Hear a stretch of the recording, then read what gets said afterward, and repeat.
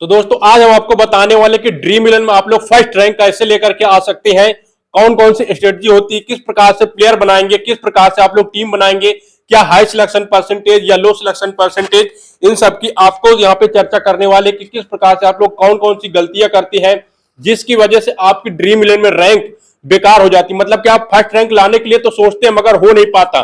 तो आखिरकार चलिए पूछते हैं कि ड्रीम 11 के बारे में आप बताइएगा किस प्रकार से टीम बना सकते हैं, क्या क्या गलतियां होती है। जो लोग बहुत ज्यादा परेशान होते हैं उनकी रैंक तो आती है मगर इतना ज्यादा वो टीम में गलती कर देते हैं, क्या क्या गलती करती है, किस प्रकार की उनकी स्ट्रेटजी बनानी चाहिए जिससे वो ड्रीम 11 अच्छा खासा वहां पे विनिंग अमाउंट जीत सकते हैं। तो ड्रीम 11 जीतने के लिए हमें 2-4-6 पॉइंटों का अध्ययन करना पड़ेगा। तो उसमें सबसे पहले नंबर पर आ जाता है टॉस।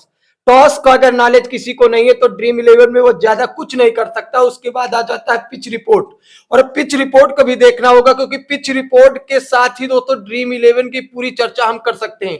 और उसके बाद हमें सबसे पहले ये भी देखना है कि आखिरकार हमारा जो मैच हो रहा है strong team to strong team के साथ हो रहा है, या strong team to weak team के साथ हो रहा है, या weak team to weak team के साथ हो रहा है। ये 3 प्रकार से मैच होते हैं। तो हमें सबसे पहले यही देखना है, मान लेते हैं जैसे इंडिया और ऑस्ट्रेलिया के बीच हो रहा है तो वहां strong team to strong team के बीच मैच हो रहा है तो मतलब उसकी स्ट्रेटजी अलग होगी। इंडिया भी स्ट्रांग टीम है एक तरफ, वहां पे ऑस्ट्रेलिया बहुत मजबूत टीम है जो कि हर बार ट्रॉफी जीतती है, और बहुत सारी जैसे लो टीम के साथ होता है, कभी वेस्ट इंडीज या साउथ अफ्रीका या पाकिस्तान के साथ या श्रीलंका के साथ, बांग्लादेश के साथ, ऑस्ट्रेलिया जैसी मजबूत टीम के सामने। तो लो टीम और हाई टीम में क्या गलतियां कर देते हैं जो लोग परेशान हो जाते हैं? लो टीम और हाई टीम में गलतियां करते हैं 2024 में ही गलतियां बताते हैं। श्रीलंका के साथ दोस्तों सीरीज हुई थी इंडिया की। इंडिया की सीरीज अगस्त में श्रीलंका के साथ हुई थी जिसमें सब लोग जानते थे, सब लोग ड्रीम 11 बनाने में गलती करते थे, इंडिया को जिताना चाहते थे। और इंडिया के बैट्समैनों में विराट कोहली को विशेष तर ले रहे थे क्योंकि उनका हेड टू हेड रिकॉर्ड दोस्तों श्रीलंका के खिलाफ बहुत अच्छा था। लगभग 61% का रिकॉर्ड था और 107 की स्ट्राइक रेट से बैटिंग किया था श्रीलंका के खिलाफ। परंतु वहां पर वो किस प्रकार से, तो तीनों मैच में किस प्रकार से फ्लॉप हुए। पहले मैच में मात्र 24 रन, दूसरे मैच में 14 रन और तीसरे मैच में मात्र 20 रन बनाए। तो इस प्रकार से कहीं कहीं आप लोग ये भी ध्यान दीजिएगा कि टीम के साथ साथ दोस्तों विनू का भी बहुत बड़ा फर्क पड़ता है कि आखिरकार मैच कहां हो रहा है। वेन्यू भी बहुत बड़ा मायने रखता है टीम को जीतने के लिए। वेन्यू में मतलब उनको क्या क्या, जैसे कोई भी स्टेडियम में कोई पिच, तो उसमें क्या मतलब उनको ध्यान देना चाहिए? ध्यान देना चाहिए कि वेन्यू कहां पर मैच हो रहा है और पिच कहां की। अगर मान लीजिए इंडिया में जैसे मैच हो रहा है और इंडिया श्रीलंका के खिलाफ मैच खेल रही तो इंडिया के लिए प्रिपेयर करना चाहिए। और अगर श्रीलंका पर मैच हो रहा है, इंडिया श्रीलंका के खिलाफ मैच खेल रही है तो श्रीलंका वालों के लिए प्रिपेयर करना चाहिए कि श्रीलंका भी वहां पर जीत सकती है। जरूर वो कमजोर टीम है, मतलब कि जो भी टीम जिस देश की है उसको एडवांटेज मिलेगी और जो दूसरी टीम दूसरे देश में जाती खेलने उसको थोड़ा कहीं ना कहीं नुकसान उठाना होम एडवांटेज मिलता है। होम एडवांटेज बिल्कुल मिलता है। और पिच रिपोर्ट को अगर आप लोग नहीं पढ़ते, वीन्यू नहीं पढ़ते, और इसके बाद दोस्तों प्लेयर भी हमारे पास कई प्रकार के होते हैं। जैसे फिक्स प्लेयर होता है, कुछ होते हैं जो धोखेबाज प्लेयर होते हैं, और कुछ होते हैं दोस्तों जो अचानक चलते हैं जिसे हम ट्रम्प प्लेयर के नाम से जानते हैं। तो फिक्स प्लेयर तो होते हैं जिनका रिसेंट फॉर्म दोस्तों अच्छा होता है। बहुत सारे बैट्समैन है जिनका दोस्तों हेड टू हेड रिकॉर्ड तो अच्छा है पर रिसेंट फॉर्म बहुत ही खराब चलता है। जैसे मान लीजिए विराट कोहली का दोस्तों 2024 में रिसेंट फॉर्म उतना अच्छा नहीं चला जिस नाम के लिए वो जाने जाते हैं। और यहाँ पर कुछ नए नए चेहरे आए और जिनका रिसेंट फॉर्म बहुत अच्छा चला। आप इतनी समय देखिएगा इंडिया वर्सेस वेस्ट इंडीज की सीरीज महिला पर चल रही है और महिला में स्मित मंदाना जैसे खिलाड़ी बहुत अच्छे परफॉर्मेंस कर रहे हैं और दीप्ति शर्मा लंबे लंबे छक्के मार रही है। तो इस प्रकार के बड़े खिलाड़ी मतलब कहीं ना कहीं धोखा दे जाते हैं। नए जो आते हैं यंग बल्लेबाज या नया प्लेयर वो कहीं ना कहीं टीम में अच्छा प्रदर्शन कर जाते हैं, उनको लोग ध्यान नहीं दे पाते। हाँ, ये बिल्कुल बात सही है। आप लोग समझने की कोशिश कीजिए। अगर उस नए प्लेयर को शामिल किया गया है आपकी टीम में, आखिर क्यों शामिल किया गया है? उसमें दोस्तों कोच रहा होगा, रिपोर्टर रहे होंगे, टीम का कप्तान रहा होगा। आखिरकार उस नए प्लेयर को शामिल किया गया, उसके पीछे कुछ रणनीति होगी। या तो वो प्लेयर उस प्रकार की पिच में खेलने के लिए आदी होगा, या उस प्रकार की पिच के खेलने के लिए वो बहुत ही ज्यादा शुमार रखता होगा, इसलिए उसे शामिल किया गया। क्या हम उनसे ज्यादा बुद्धिमान है? तो चलिए यहाँ पे हमारे पास कुछ क्वेश्चन है, उस क्वेश्चन के बारे में चलिए इनसे एक एक पूछते हैं। जैसे कि यहाँ पे आपको पिच रिपोर्ट निकालनी होती है तो पिच रिपोर्ट के बारे में पहला क्वेश्चन है कि आखिरकार जो लोग नए हैं, जो पिच रिपोर्ट नहीं निकाल पाते हैं, उनको किन बातों का ध्यान रखना है, पिच रिपोर्ट कैसे निकाल सकते हैं? पिच रिपोर्ट निकालने के लिए ये बात का ध्यान देना है आखिरकार पिच कैसी है। पिच 3 प्रकार की होती है, एक होती है बैटिंग पिच होती है, दूसरी होती है बॉलिंग पिच होती है, तीसरी होती है बैलेंस पिच होती है। बैलेंस पिच मतलब बॉलिंग और बैटिंग दोनों के लिए मददगार होती है। और बॉलिंग पिच भी 2 प्रकार की होती है, एक होती है पेसर्स के लिए मददगार और दूसरी होती है स्पिनर के लिए मदद। हमें ये ध्यान देना चाहिए, यहाँ पर हम लोग एक गलती कर जाते हैं, हम लोग स्पिनर और पेसर कुछ नहीं ध्यान देते, हम लोग केवल सिलेक्शन पर्सन के पीछे पड़ते हैं जो 99%, ये बहुत बड़ी गलती है। जिस खिलाड़ी को 99% लोग लिए रहते हैं उसी खिलाड़ी के हम लोग पीछे पड़ जाते हैं और उसी खिलाड़ी को अपनी टीम पर ले लेते हैं। ये समझते ही नहीं कि ये पिच कैसा बिहेव करने वाली है, पेसर्स के लिए मददगार है या स्पिनर के लिए मददगार है। तो हमें पूरी ध्यान देना चाहिए, अगर पेसर्स के लिए मददगार है तो हमें पेसर्स को खिलाना चाहिए, पेसर्स को वरीयता देनी चाहिए। अगर स्पिनर के लिए मददगार है तो स्पिनर को वरीयता देनी चाहिए। तो यहाँ पे वही गलती कर जाते हैं कि जहाँ पे स्पिनर को चाहिए लेना तो वहां पे पेसर्स ले लेते, जहाँ पेसर्स लेना वहां स्पिनर ले लेते। हाँ, ऐसी ही गलती कर जाते हैं, पेसर्स की जगह स्पिनर और स्पिनर की जगह पेसर्स ले जाते हैं। और बहुत बड़ी गलती होती है किसका, हेड टू हेड रिकॉर्ड देख करके, उनका जो खिलाड़ी का रिसेंट मुकाबला नहीं देखते कि रिसेंट में वो खिलाड़ी आखिर कर क्या रहा है, रिसेंट में उसका परफॉर्मेंस कैसा है, रिसेंट में उसकी दोस्तों परफॉर्मेंस कैसा है, ये नहीं देखते हैं। उसका हेड टू हेड रिकॉर्ड देखते हैं, पिछले मैच का रिकॉर्ड देख लेते हैं। परंतु दोस्तों अब ऐसा नहीं है, रिसेंट मुकाबले ओडीआई में अलग प्रकार का परफॉर्मेंस होता है, टी20 में अलग प्रकार का होता है, उसके बाद तो टेस्ट में अलग प्रकार का होता है।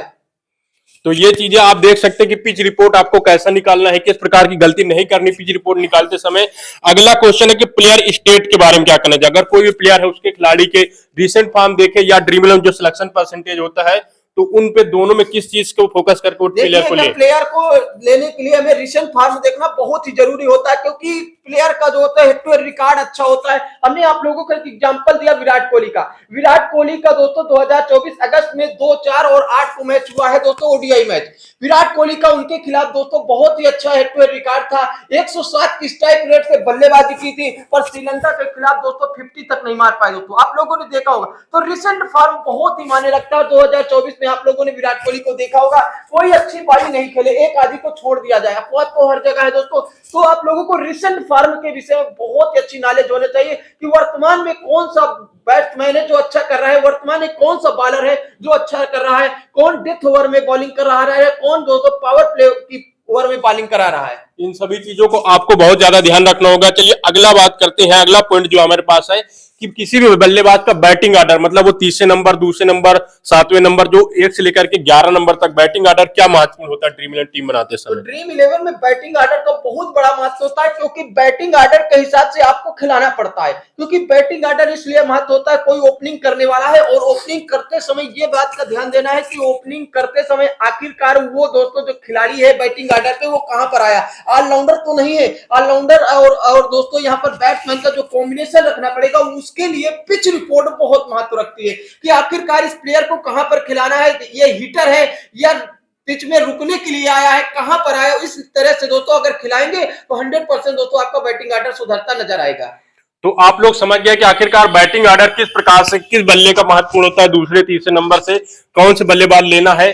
अब ये बताइएगा अगला पॉइंट है जो बैटिंग ऑर्डर में टॉप ऑर्डर के बल्लेबाज आखिरकार फ्लॉप क्यों हो जाते हैं। टॉप ऑर्डर के बैटिंग बल्लेबाज इसलिए फ्लॉप, जैसे कि 4 बल्लेबाज हो तो दोनों टीम से 2 टीम होते हैं, हाँ, तो ज्यादातर फ्लॉप हो जाते हैं, लोग चुन लेते उन्हीं को। कारण होता है क्योंकि उतनी समय जब बैटिंग करने आते हैं तो बॉलर भी जोश पे होता है, बॉलर भी बहुत जोश पर होता है, पूरी ऊर्जा के साथ बॉलिंग करता है। और बॉलर जो मेन बॉलर है दोस्तों पावर प्ले के फर्स्ट ओवर में लाया जाता है। मेन बॉलर जो होता है पावर प्ले में उसको दोस्तों आजमाया जाता है। वो 3-3 ओवर या 2-2 ओवर करा के, अगर टी20 मैच है 2-2 ओवर, अगर ओडीआई मैच है तो 5-5 ओवर करा देते हैं। और वो मुख्य हथियार होता है किसी भी टीम का, वहीं पे विकेट निकालने के चांस बढ़ जाते हैं। और बैट्समैन दोस्तों पिच से नए होते हैं, बैट्समैन को ये नहीं मालूम होता कि पिच कैसा बिहेव करने वाली, और अचानक वो आउट होकर के चले जाते हैं। टॉप ऑर्डर के मतलब विकेट यहाँ पे गिरने की ज्यादा चांस है शुरुआत के 2-1 ओवर में। और पिछले क्रम के जो बल्लेबाज आते हैं वो समझ जाते हैं कि आखिरकार विकेट क्यों गिर रहा है, और वो संभल कर खेलने लगते हैं और अच्छा खेल जाते हैं।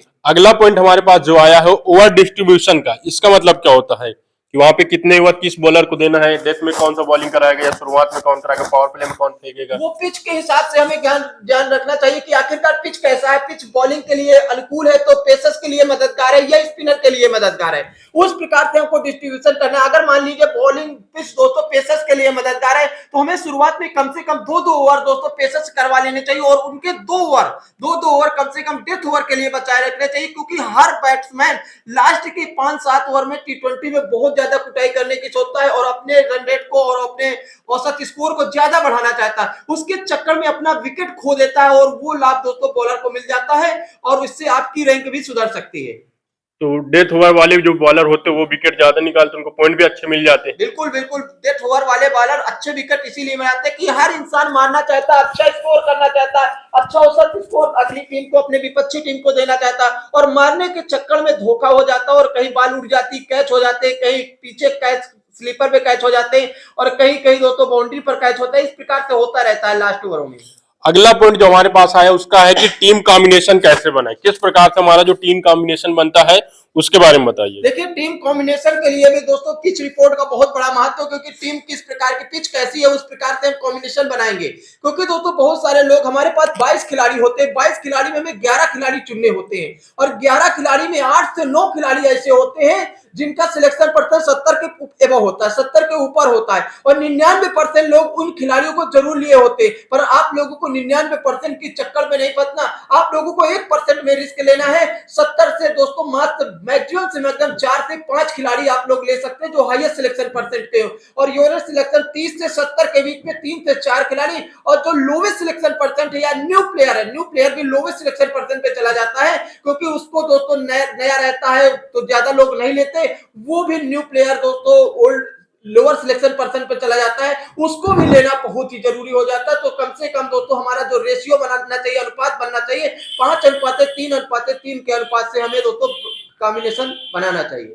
तो अगला महत्वपूर्ण है ये चीज आप समझ गए कि कॉम्बिनेशन हाई सिलेक्शन परसेंटेज से ज्यादातर लोग ड्रीम 11 में लेकर जाते हैं प्लेयर को और फिर वही बहुत बड़ी गलती उनको भुगतान करना पड़ता है कि टीम उनकी बर्बाद हो जाती है। अब ये हाई सिलेक्शन परसेंटेज से आप ज्यादा मत जाइएगा, आपको रिस्क लेना पड़ेगा। मिडिल ऑर्डर में कहीं भी आप लोग टीम बना सकते हैं या लो सिलेक्शन परसेंटेज खिलाड़ी ले जा सकते हैं। जो एक सबसे बड़ी गलती करते लोग कप्तान उप कप्तान नहीं बना पाते, तो कप्तान उप कप्तान का क्या यहाँ पे ध्यान रहता है? हाँ, कप्तान उप कप्तान नहीं बना पाते क्योंकि दोस्तों उन्हें पिच रिपोर्ट के विषय में पता नहीं रहता कि आखिरकार पिच कैसा बिहेव करने वाली है। कप्तान उप कप्तान बनाने के लिए दोस्तों टॉस और पिच रिपोर्ट का बहुत बड़ा महत्व होता है, क्योंकि दोस्तों आप लोग जानते होंगे पिच मान लीजिए बैलेंस पिच है, बैटिंग और बॉलिंग दोनों के लिए अनुकूल पिच है या पेसर्स के लिए मददगार पिच है या बैटिंग के लिए अनुकूल पिच है, तो आप लोगों को उसी प्रकार से मान लेते हैं बैटिंग के लिए अनुकूल पिच है, बैटिंग साइड है, बैटिंग पिच है, तो वहां पर हमें क्या ध्यान देना है कि दोस्तों आप लोगों को यह ध्यान देना है कि कोई टॉप ऑर्डर के बैट्समैन को हम कप्तान उप कप्तान बना सकते हैं, पर टॉप ऑर्डर में आप लोगों को यह ध्यान देना है कि आखिरकार टॉप ऑर्डर के किस बैट्समैन को दोस्तों हम कप्तान बनाए। तो उसमें आप लोगों को यह ध्यान देना कौन ऐसा बैट्समैन है जो कम बालों में ज्यादा रन बना सकता है, उस खिलाड़ी को हम कप्तान बना सकते हैं और ये दोस्तों वाइस कैप्टन हम ऑलराउंडर से चुन सकते हैं। वो भी ऑलराउंडर में आप लोगों को यह ध्यान देने की जरूरत है कि पिच कहीं दोस्तों पेसर्स के लिए मददगार तो नहीं है। अगर पेसर्स के लिए मददगार है तो ऑलराउंडर को उसको लेना है जो स्पिन खेल लेता हो दोस्तों अच्छी तरह से। इस प्रकार से कप्तान उप कप्तान बनाना है और हाईएस्ट सिलेक्शन परसेंट के चक्कर पे आप लोगों को नहीं पड़ना। जिन खिलाड़ियों को 99% लोग कप्तान उप कप्तान बनाने जा रहे हैं, उस खिलाड़ी को अगर आप लोग भी कप्तान उप कप्तान बनाने जा रहे हैं तो आप भीड़ पर फंस रहे हैं और आप भीड़ का हिस्सा नहीं, भीड़ का कारण बनिएगा, भीड़ का हिस्सा मत बनिएगा दोस्तों। 1% में रिस्क लीजिए, कप्तान उप कप्तान उसी को बनाइए जो जिन्हें दोस्तों कुछ लोग ना बना रहे हो, 1% लोग बना रहे, उस खिलाड़ी को आप लोग कप्तान उप कप्तान बना करके जाएं। जिनका सिलेक्शन परसेंट सीबीसी में 5 से कम हो, उस खिलाड़ी को कप्तान उप कप्तान बनाएं। पर ये हमारी दृढ़ इच्छा तो होती है, अंतर्गत से अंतिम इच्छा तो होती है, ऐसा ही हम करेंगे, पर एट लास्ट में मेरी उंगली वहीं पर चली जाती है जहां पर हाईएस्ट सिलेक्शन परसेंट होता है, उसी खिलाड़ी को हम कप्तान बना जाते हैं। तो ये लोग गलती कर जाते हैं। आखिरकार जो गलती होती है कि पिछले मैच में जो खिलाड़ी कप्तान उप कप्तान बन जाते हैं उन्हीं खिलाड़ियों को दोबारा से कप्तान उप कप्तान बनाते हैं। क्या ये संभव है? वो बार बार कोई भी खिलाड़ी कप्तान कप्तान बन सकता है? नहीं, ऐसा नहीं होता। 90% लोग यही आप गलती लोग जानते होंगे कि क्रिकेट एक अनिश्चितताओं का खेल है।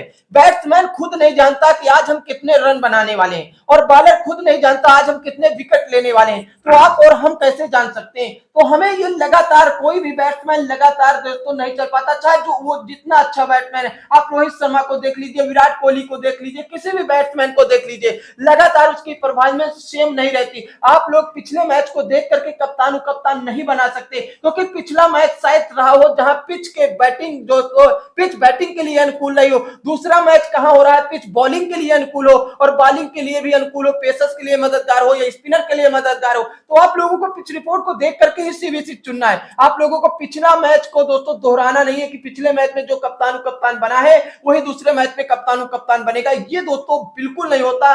ये 99% नहीं होता कि जो पहले मैच में कप्तान बन गया हो दूसरे मैच में भी कप्तान बन जाए। तो आप लोग समझ गए होंगे कि आखिरकार कितने सारे पॉइंट्स हैं, कितनी सारी आपको गलतियां हैं, जानकारी सीखने को मिली ड्रीम 11 पर। और वीडियो अच्छी लगे तो वीडियो को लाइक जरूर कर दीजिएगा और हमारे चैनल को भी सब्सक्राइब करिएगा। आपको आने वाले समय में 2000 का जो आईपीएल चालू होगा 2025 में, उसमें आपको पूरी प्रेडिक्शन और आपको टिप्स एंड ट्रिक की वीडियो इसी तरह के कि ड्रीम 11 आप लोग क्या गलती करते हैं, आपको ड्रीम 11 में क्या क्या प्लान बनाने पड़ेंगे, क्या क्या स्ट्रेटजी के साथ आप टीम बनाइएगा, जो आप लोग बार बार गलतियां करते वो गलतियां ना करें। और वीडियो अच्छी लगे तो शेयर कर दीजिएगा अपने दोस्तों में। अगर आप लोग भी इसी प्रकार से ड्रीम 11 से पैसा कमाना चाहते हैं तो हमारे साथ जुड़िएगा और हमारे टेलीग्राम से भी जुड़िएगा। तो मिलते हैं फिर आपको अगले वीडियो में, तब तक के लिए आप सभी का बहुत बहुत शुक्रिया, धन्यवाद।